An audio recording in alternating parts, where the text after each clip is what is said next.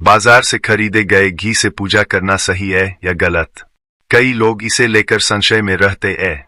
क्या बाजार का घी पवित्र है? क्या इससे भगवान की पूजा स्वीकार होगी?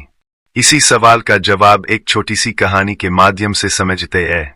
एक छोटे से गांव में रमेश नाम का एक व्यक्ति रहता था। वह एक साधारण किसान था, लेकिन उसकी भक्ति और श्रद्धा से पूरा गांव प्रभावित था। रमेश हमेशा अपने पूजा पाठ और हवन के लिए घर पर बनाए हुए शुद्ध घी का उपयोग करता था। उसकी पत्नी सुनीता घर की गाय का दूध निकालकर उसी से घी बनाती थी।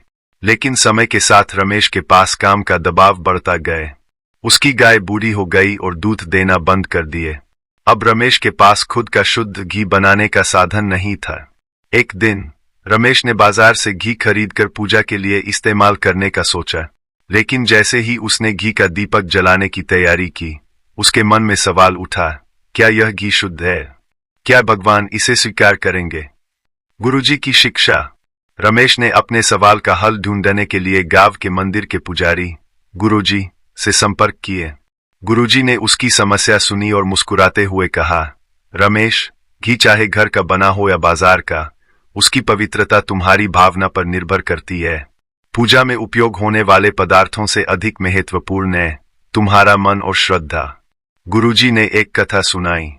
भगवान श्री कृष्ण के समय में एक गरीब ब्राह्मण अपनी भक्ति के लिए जंगल से जड़ी बूटियां लाता था और उनसे हवन करता था। उसके पास न तो घी था और न ही अन्य सामग्रियां, लेकिन उसकी भक्ति इतनी गहरी थी कि भगवान ने उसकी पूजा को स्वीकार किए।